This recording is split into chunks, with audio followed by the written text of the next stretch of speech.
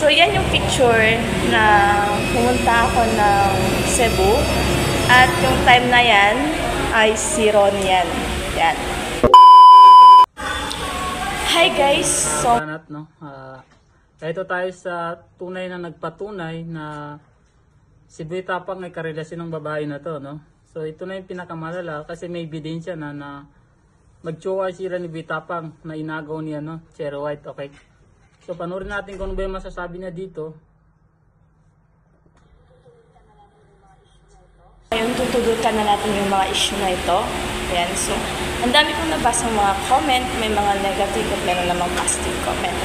At salamat kasi ang dami ko ng basher na sobrang natutuwa akong binabasa yung mga message nila dito at yung mga comment nila dito.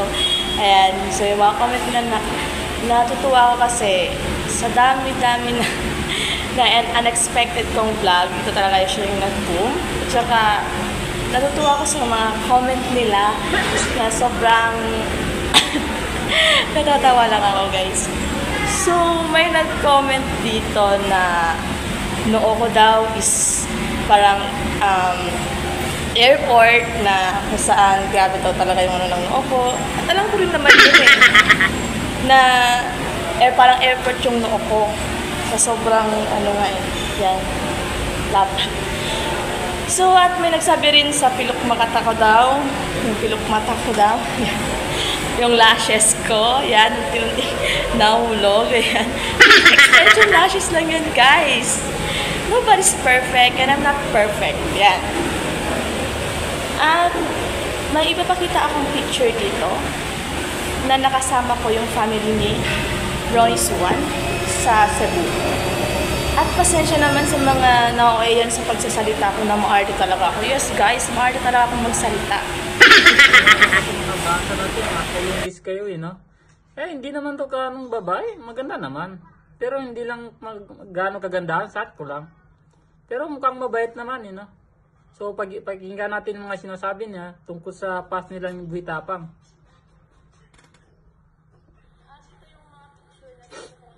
At ito yung mga picture na gusto kong ipakita sa inyo. At thank you pala sa supportan yung followers na sumuporta sa akin. Thank you so much.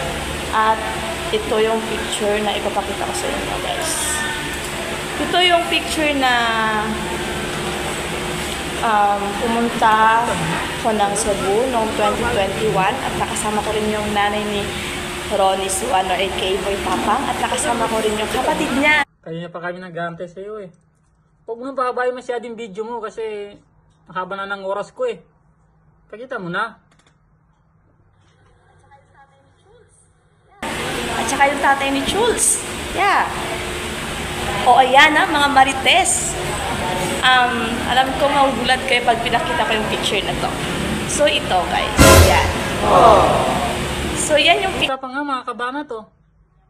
Si Boy Tapang, ito yung totoong-totoo na inagaw ni Cherry White si Boy Tapang sa babae na to. Kasi, ayan si Boy Tapang yan Hindi naman ako pwede magkamali bata pa naman yung mata ko, di pa naman gano'ng malabo. Si Boy Tapang to, no? Yung babae na to, hindi to nagsisinungaling. Hindi gani Canada Vlog, puro pawang kasinungalingan natin pinagsasabi, parang naninira lang sa relasyon Sure na pumunta ako ng Cebu at yung time na yan ay si Ron yan. So nakipag-selfie ako dyan. So yan yung mga ano dyan, picture dyan. Yan, diba? Hindi ako gumagawa ng issue. Nagtatala ako ng Cebu Hindi yan gumagawa. Okay. So yun. At ito yung si Kabaro din na nakipag-collab din ako kay Kabaro. Iwan ko na kung bakit sana si Kabaro ngayon. So ito si Kabaro guys. Yan. So yan si Kabaro vlog at ako. Doon yan kami sa Cebu. Naliligo kami ng dagat. At ito yung pinakamamahal na nanay ni Ronnie Suwan na sobrang napakabait at sobrang humble at sobrang the best na kasama. Kasi yung pumunta ako ng Cebu guys, sobrang bait niya at grabe, approachable, sa pagkain, kung ano mo, basta wala talagang arte eh. So, ito yung nanay ni Ronnie. Yan.